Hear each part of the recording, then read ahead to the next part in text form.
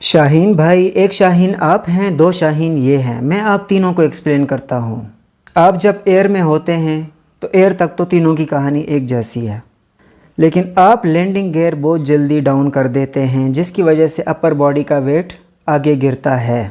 دیکھیں، یہ والا شاہین جب لینڈ کرتا ہے تو اس کی ڈائریکشن بہت زیادہ ترچھی ہوتی ہے، کیونکہ اس کے پاس سپورٹ یہاں پہ ایک ہے۔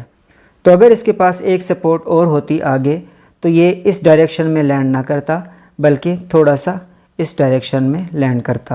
اور جو یہ والا شاہین ہے، اس کے پاس ایک چھوٹی سی سپورٹ آگے بھی موجود ہے، بڑی سپورٹ یہ والی ہے، اسی لیے اس کی لینڈنگ کی ڈائریکشن یہ والی ہے، نہ کہ یہ والی جو اس کی تھی۔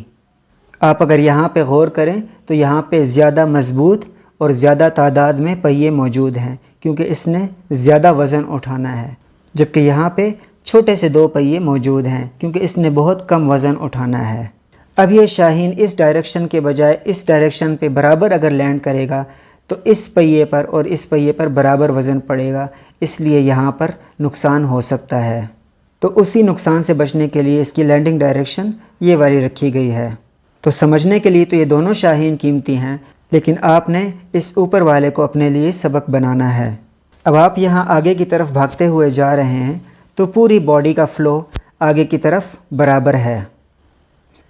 یہاں پر آپ نے اپنی باڈی کو پیچھے کی طرف رکھ لیا ہے، جو کہ اچھی بات ہے۔ یہاں پر بھی آپ کی باڈی پیچھے کی طرف ہے، جو کہ اسی ایئرپلین کی طرح ہے، تو یہ اچھی بات ہے۔ لیکن یہاں پر آپ لینڈنگ گیئر جلدی ڈاؤن کر رہے ہیں، جس سے آپ کو پرابلم ہو رہی ہے۔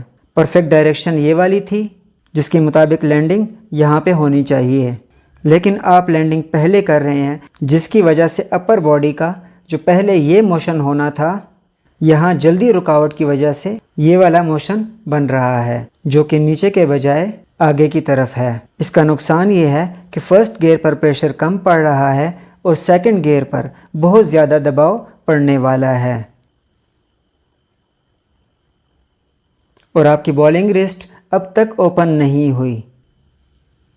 اب یہ رسٹ تقریباً اوپن ہونے لگی ہے، یعنی کہ اب یہاں سے آپ زور لگانا شروع کریں گے۔ آپ کو لینڈنگ ایشو نہ ہوتے تو آپ اس پوائنٹ پر یا ایٹ لیسٹ اس پوائنٹ پر اپنے رسٹ اوپن کر سکتے تھے، اور یہاں سے لے کر یہاں تک آپ کے پاس بہت سارا وقت ہوتا ایڈیشنل فورس لگانے کا، اور اس صورت میں آپ بیٹسمین سے بلائنڈ بھی نہ ہوتے۔